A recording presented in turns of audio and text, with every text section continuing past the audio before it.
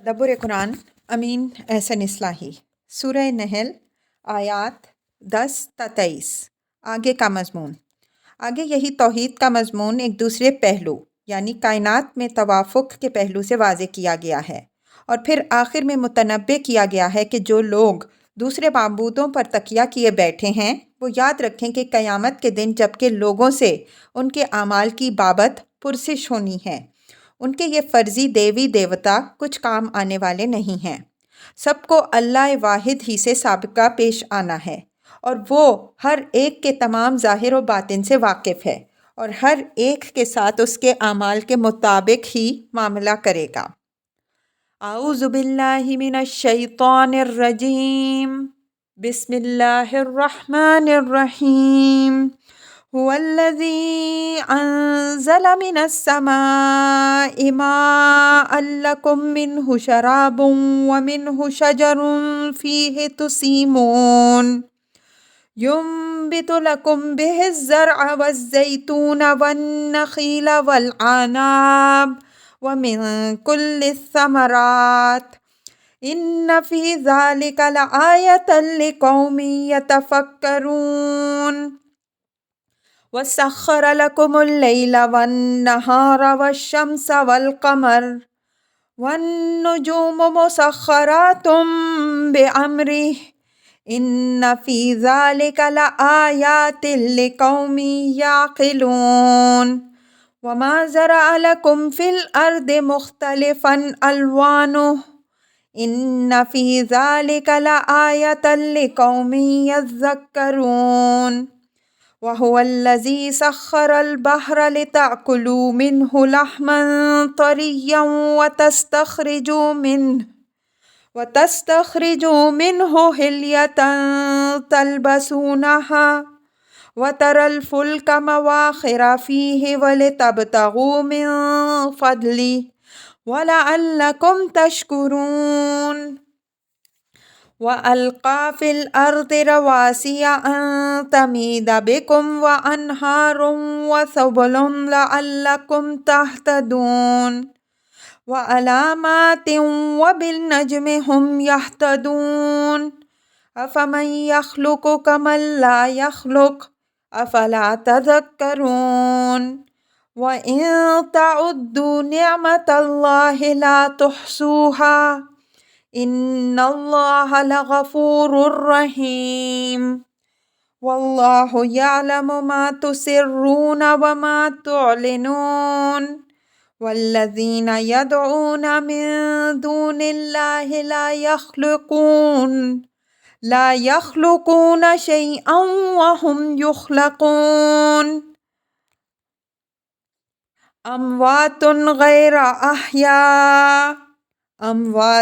غَيْرُ أَحْيَاءٍ وَمَا يَشْعُرُونَ أَيَّانَ يُبْعَثُونَ إِلَٰهُكُمْ إِلَٰهٌ وَاحِدٌ فَالَّذِينَ لَا يُؤْمِنُونَ بِالْآخِرَةِ قُلُوبُهُم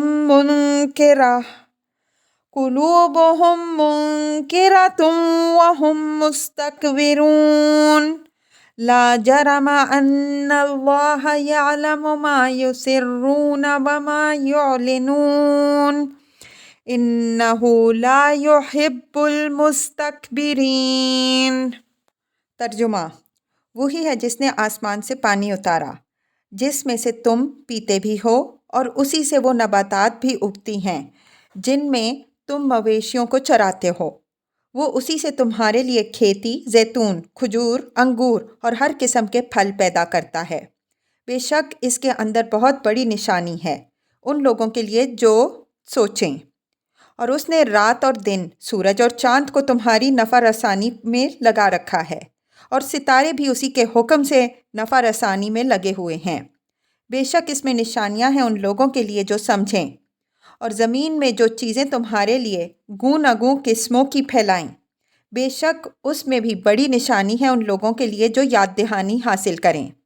اور وہی ہے جس نے سمندر کو تمہاری نفع رسانی میں لگا رکھا ہے تاکہ تم اس سے تازہ گوشت کھاؤ، اور اس سے وہ زیور نکالو جو تم پہنتے ہو، اور جو تم کشتیوں کو دیکھتے ہو کہ اس میں چیرتی ہوئی چلتی ہیں تاکہ تم اس میں سفر کرو اور اس کے فضل کے طالب بنو، اور تاکہ تم اس کے شکر گزار بنو۔ اور اس نے زمین میں پہاڑ ڈال دیے ہیں کہ وہ تمہیں لے کر جھک نہ پڑے، اور نہریں جاری کر دی ہیں اور راستے نکال دیے ہیں تاکہ تم راہ پاؤ، اور دوسری علامتیں بھی ہیں، اور ستاروں سے بھی وہ راہ معلوم کرتے ہیں۔ تو کیا وہ جو پیدا کرتا ہے اس کے مانند ہے جو کچھ بھی پیدا نہیں کرتے؟ تو کیا تم سوچتے نہیں؟ اور اگر تم اللہ کی نعمتوں کو شمار کرنا چاہو تو تم ان کا احاطہ نہ کر سکو گے۔ بے شک اللہ بڑا ہی بخشنے والا مہربان ہے۔ اور اللہ جانتا ہے جو تم چھپاتے ہو اور جو تم ظاہر کرتے ہو۔ اور جن کو یہ اللہ کے سوا پکارتے ہیں وہ کچھ پیدا نہیں کرتے، اور وہ تو خود مخلوق ہیں، مردہ، غیر زندہ، اور ان کو احساس بھی نہیں کہ وہ کب اٹھائے جائیں گے۔ تمہارا معبود ایک ہی معبود ہے، پر جو لوگ آخرت پر ایمان نہیں رکھتے ان کے دل منکر ہیں اور وہ گھمنڈ میں ہیں۔ لا ریب خدا جانتا ہے جو کچھ وہ چھپاتے ہیں اور جو کچھ وہ ظاہر کرتے ہیں، وہ تکبر کرنے والوں کو ہرگز پسند نہیں کرتا۔ الفاظ کی تحقیق اور آیات کی وضاحت۔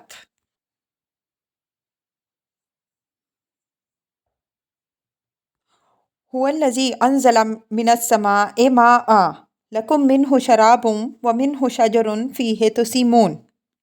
اسامہ کے معنی مویشیوں کو چراگاہ کی طرف لے جانے کے ہیں۔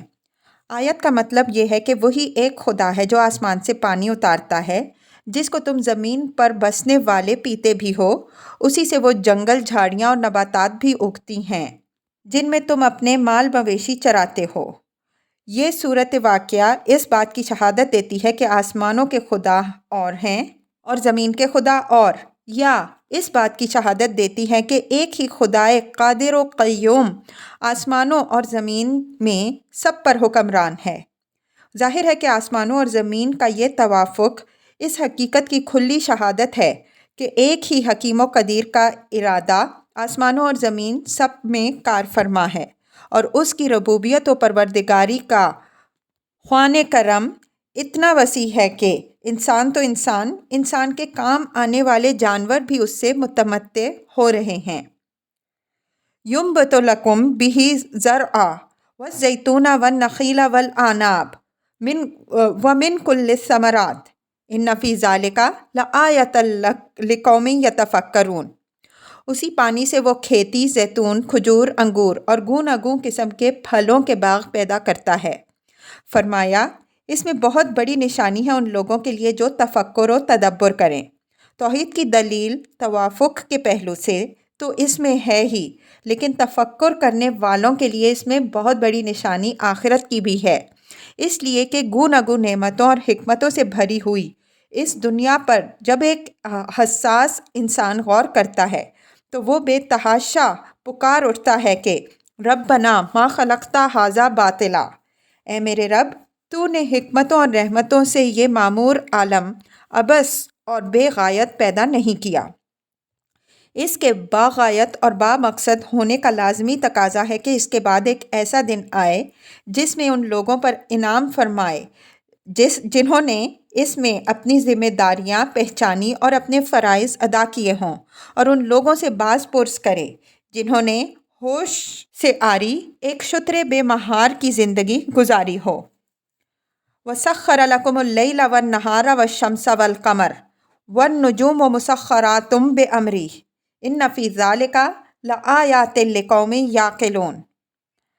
سخر لکم کے معنی جیسا کہ ہم دوسرے مقامات میں واضح کر چکے ہیں یہ ہیں کہ ان چیزوں کو خدا نے تمہاری خدمت اور نفع رسانی میں لگا رکھا ہے۔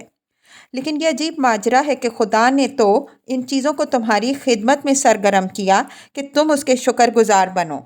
اس بات کو یاد رکھو کہ جس نے انسان کی نفع رسانی کے لیے اپنی یہ شانیں اور قدرتیں دکھائی ہیں، وہ اس کو غیر مسئول اور مطلق العنان نہیں چھوڑے گا، بلکہ نادانوں نے یہ صحیح راہ اختیار کرنے کے بجائے انہی سورج، چاند اور ستاروں کی پرستش شروع کر دی اور ان کے پیچھے اس خدا کو بھلا بیٹھے جو ان سب چیزوں کا خالق و مالک ہے۔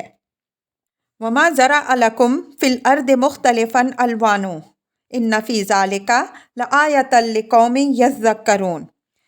یعنی زمین میں تو بے شمار گوناگوں انواع و اقسام کی چیزیں تمہارے فائدے کے لیے پھیلا رکھی گئی ہیں، ان کو بھی دیکھو اور ان پر غور کرو۔ ان کے اندر بھی یاد دہانی حاصل کرنے والوں کے لیے بہت بڑی نشانی ہے۔ مطلب یہ ہے کہ یہ دنیا بالکل سپاٹ، چٹیل یا رنگ بلکہ بالکل بے رنگ بھی ہو سکتی تھی، لیکن ایسا نہیں ہے، بلکہ اس کا گوشہ گوشہ عجائب قدرت سے معمور ہے۔ ایسا کیوں ہے؟ یہ اس لیے ہے کہ اس کے خالق نے یہ چاہا کہ انسان اس کے جس گوشہ پر نظر ڈالے وہیں اس کو اس کے خالق کی قدرت و حکمت اور رحمت و ربوبیت کی کوئی نہ کوئی نشانی مل جائے، اور وہ مصنوع سے صانع اور اس کی صفات کا درس حاصل کر سکے۔ گویا کہ پتہ پتہ معرفت پروردگار کا دفتر ہے۔ ہر قدم پر صحیح نشان منزل کی طرف رہنمائی کرنے والی کوئی نہ کوئی نشانی موجود ہے۔ ضرورت صرف اس بات کی ہے کہ یاد دہانی کرنے والی چیزوں سے انسان یاد دہانی حاصل کرے، آنکھیں بند کر کے نہ چلے، بلکہ ایک ایک چیز کو دیکھے اور اس سے جو سبق حاصل ہوتے ہیں ان کو محفوظ کرے۔ یہاں یہ امر بھی ملحوظ رہے کہ انسان کی جو صلاحیتیں اس دنیا میں اس کی صحیح رہنمائی کرتی ہیں ان کو بترتیب یتفکرون، یعقلون اور یذکرون سے تعبیر فرمایا ہے۔ یہ اعلیٰ سے ادنیٰ کی طرف نزول ہے۔ انسان کی سب سے اعلیٰ صفت تو یہ ہے کہ وہ کائنات میں تفکر کرے، اسی تفکر سے اس کو اس کثرت کے اندر وحدت کی طرف رہنمائی اور اس کائنات کی اصل غایت کی معرفت حاصل ہوتی ہے۔ یہ نہ ہو تو کم از کم یہ تو ہو کہ وہ اپنی عقل سے کام لے اور اس کائنات کی ایک ایک چیز جس نشان منزل کی طرف انگلی اٹھا اٹھا کر اشارہ کر رہی ہے اس یاد دہانی سے فائدہ اٹھائے اور اندھے بھینسے کی طرح نہ چلے۔ انہی صفات کا حوالہ آگے اسی سورہ کی آیات 65، 67 اور 69 میں بالترتیب یسمعون، یعقلون اور یتفکرون کے الفاظ سے آیا ہے۔ یہ ادنیٰ سے اعلیٰ کی طرف صعود ہے، یعنی ایک معقول آدمی کے اندر کم از کم جو بات ہونی چاہیے وہ یہ ہے کہ وہ معقول بات کو سنے اور اس کو سمجھنے کی کوشش کرے۔ اگر یہ نہ ہو تو وہ سرے سے آدمی ہی نہیں ہے، بلکہ نرا 2 ٹانگوں پر چلنے والا ایک جانور ہے، اور اس کا اعلیٰ وصف یہ ہے کہ وہ اس کائنات میں تفکر کرے، اس لیے کہ اسی تفکر سے علم صحیح اور معرفت حقیقی کے دروازے کھلتے ہیں، اور قرآن در حقیقت انسان کی اسی صلاحیت کو بیدار کرنا چاہتا ہے۔ وَهُوَ الَّذِي سَخَّرَ الْبَحْرَ لِتَأْكُلُوا مِنْهُ لَحْمًا طَرِيًّا وَتَسْتَخْرِجُوا مِنْهُ حِلْيَةً تَلْبِسُونَهَا وَتَرَى الْفُلْكَ مَوَاخِرَ فِيهِ وَلِتَبْتَغُوا مِنْ فَضْلِهِ وَلَعَلَّكُمْ تَشْكُرُونَ۔ تسخیر بحر سے مراد وہی ہے جس کا ذکر اوپر گزر چکا ہے، یعنی خدا نے سمندر کو تمہاری خدمت اور نفع رسانی میں لگا رکھا ہے کہ تمہیں اس سے تازہ گوشت بھی حاصل ہوتا ہے اور تم اپنی زینت کے لیے اسی سے قیمتی موتی بھی نکالتے ہو۔ وَتَرَى الْفُلْكَ مَوَاخِرَ فِيهِ وَلِتَبْتَغُوا مِنْ فَضْلِهِ، یہاں قرینہ دلیل ہے کہ وَلِتَبْتَغُوا سے پہلے لِتَرْكَبُوهَا یا اس کے ہم معنی کوئی فعل محذوف ہے اور حرف عطف واو اس کی طرف اشارہ کر رہا ہے، یعنی تم کشتیوں کو دیکھتے ہو کہ ایک گہرے اور معجزن سمندر کے اندر اس کے پانی کو چیرتی ہوئی چلتی ہیں تاکہ تم ان پر سوار ہو اور تجارتی سفر کر کے خدا کے فضل کے طالب اور اس کے شکر گزار بنو کہ اس نے اپنی قدرت اور رحمت سے تمہارے لیے سمندر کے سینے پر سے نہایت صفا سڑکیں نکال دی ہیں جن پر سے تمہارے بڑے بڑے جہاز گزرتے ہیں۔ مقصد یہ ہے کہ ہونا تو یہ چاہیے کہ خدا کے اس فضل و نعمت پر لوگ اس کے شکر گزار ہوں، لیکن نادانوں نے ان دریاؤں اور سمندروں ہی کو دیوی دیوتا بنا کر ان کی پوجا اور عبادت شروع کر دی۔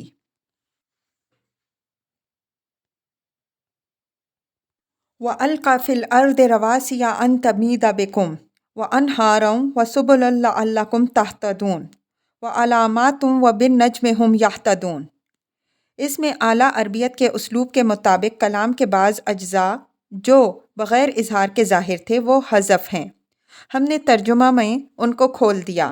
انہارم و سبلن یعنی فجر فیہا انہارم، و مہد فیہا سبلن علاماتن یعنی جعل للسبیل علامات۔ خدا نے زمین میں پہاڑوں کے لنگر ڈال دیے ہیں جو اس کے توازن کو قائم رکھے ہوئے ہیں۔ اس میں نہریں جاری کر دی ہیں جن سے طرح طرح کے فوائد حاصل ہوتے ہیں۔ راستے نکال دیے ہیں کہ ایک جگہ سے دوسری جگہ جا سکو، اور ان راستوں کو پہچاننے کے لیے مختلف قسم کی علامتیں لینڈ مارکس نصب کر دی ہیں کہ ان کا تعین کر سکو۔ پھر اسی پر بس نہیں کیا، آسمان پر ستارے بھی چمک رہی ہیں جن سے صحراؤں کے سفر میں لوگ راستوں، سمتوں اور اوقات کا تعین میں رہنمائی حاصل کرتے ہیں۔ مطلب یہ ہے کہ یہ ساری چیزیں تو خدا کی بنائی ہوئی ہیں، تو عبادت اور اطاعت خدا کی ہونی چاہیے یا خدا کے سوا ان چیزوں کی جنہوں نے کوئی چیز بھی نہیں بنائی۔ افمن یخلق کمن لا یخلق افلا تذکرون۔ اب یہ تو توحید اور جزا و سزا کے ان نتائج کی طرف توجہ دلائی جا رہی ہے جو اوپر کی بیان کردہ تمام نعمتوں سے نکلتے ہیں۔ فرمایا کہ کیا وہ جو ان تمام چیزوں کو پیدا کرتا ہے ان کی مانند ہو جائے گا جو نہ صرف یہ کچھ کے پیدا نہیں کرتے بلکہ جیسا کہ آگے آ رہا ہے وہ خود مخلوق ہیں۔ افلا تذکرون یعنی یہ عقل کی کیسی موت ہے کہ اتنی موٹی بات بھی تمہاری سمجھ میں نہیں آ رہی۔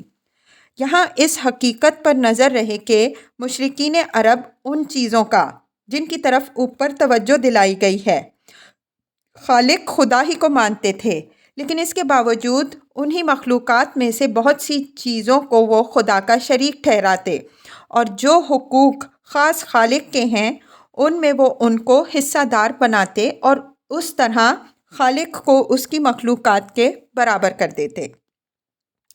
وَإِن تَعُدُّوا نِعْمَتَ اللَّهِ لَا تُحْصُوهَا إِنَّ اللَّهَ لَغَفُورٌ رَحِيمٌ۔ یعنی یہ نعمتیں جو گنوائی جا رہی ہیں یہ تو خدا کی بے شمار نعمتوں میں سے چند ہیں۔ اگر تم خدا کی نعمتوں کو شمار کرنا چاہو تو ان کا احاطہ نہیں کر سکتے، لیکن اس کے باوجود تم خدا کی ناشکری اور اس کے حقوق میں دوسروں کو شریک کرتے ہو۔ اپنی اس حرکت کے سبب سے تم سزاوار ہو تو اس بات کے تھے کہ خدا تم کو فوراً ہر نعمت سے محروم کر دیتا، لیکن اس نے تم کو مہلت دے رکھی ہے اس لیے کہ وہ بڑا ہی بخشنے والا اور مہربان ہے۔ وہ چاہتا ہے کہ تم اس مہلت سے فائدہ اٹھا کر توبہ اور اصلاح کرو اور اس کے غضب کے بجائے اس کی رحمت کے سزاوار بنو۔ واللہ یعلم ما تسرون وما تعلنون۔ یہ تہدید و وعید ہے، یعنی خدا نے اپنی رافت و رحمت کے سبب تمہیں ڈھیل تو دے رکھی ہے، لیکن یہ یاد رکھو کہ وہ تمہارے ظاہر و باطن اور پوشیدہ اور علانیہ سے اچھی طرح باخبر ہے۔ ایک دن آئے گا جب کوئی چیز ڈھکی چھپی نہیں رہ جائے گی۔ وہ رتی رتی کا حساب اور عدل کے ساتھ تمام معاملات کا فیصلہ کرے گا۔ اس میں ایک لطیف اشارہ اس حقیقت کی طرف بھی ہے کہ تم اچھی طرح جانتے ہو کہ نعمتیں سب اللہ ہی کی بخشی ہوئی ہیں، لیکن جان کر انجان بنتے ہو۔ تمہارے دل مانتے ہیں لیکن زبانیں انکار کرتی ہیں۔ آگے اسی سورہ میں آیت 83 میں یہ حقیقت یوں بیان ہوئی ہے، یعرفون نعمت اللہ ثم ینکرونہا واکثرہم الکافرون۔ وہ خدا کی نعمت کو پہچانتے ہیں پھر اس سے نا آشنا بنتے ہیں اور ان میں سے اکثر ناشکرے ہیں۔ والذین یدعون من دون اللہ لا یخلقون شیئا وهم یخلقون اموات غیر احیاء وما یشعرون ایان یبعثون۔ ان دونوں آیتوں میں سے پہلی آیت تو تمام معبودان باطل سے متعلق عام ہے، اور دوسری آیت خاص ان آباء و اجداد سے متعلق ہے جن کی وہ پرستش کرتے تھے۔ فرمایا کہ اللہ کے سوا جن کو یہ پکارتے ہیں وہ کسی چیز کو پیدا نہیں کرتے بلکہ خود مخلوق ہیں۔ مطلب یہ ہے کہ ایسوں کو حاجت روائی کے لیے پکارنا محض نادانی ہے۔ پھر ان کے ان آباء و اجداد کی طرف جن کو انہوں نے معبود بنا رکھا تھا ارشاد کرتے ہوئے فرمایا کہ وہ تو مردہ ہیں، ان کو پتہ بھی نہیں کہ وہ کب اٹھائے جائیں گے۔ مطلب یہ ہے کہ مردوں کو پکارنے سے حاصل کیا؟ اموات کے ساتھ غیر و احیاء کی صفت تاکید مزید کے طور پر ہے، یعنی مردہ اور بے حس۔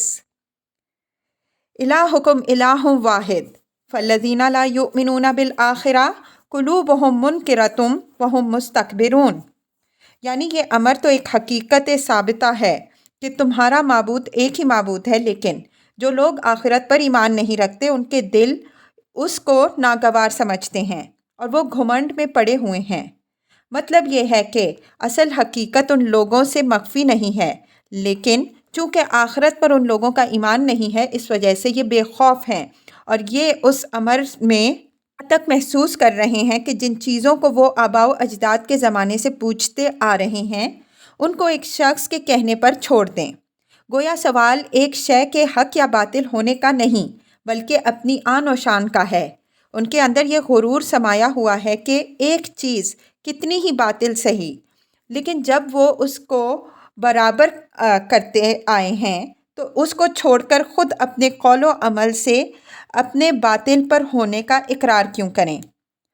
ला जरमा अन्नल्लाह यालमु मा युसिर्रून व मा युअलिनून इन्नहु ला युहिब्बुल मुस्तकबिरीन। यानी यकीनन अल्लाह उनके इस बातनी मुहर्रक के इनकार और उनके इस ज़ाहिरी इनकार दोनों को जानता है।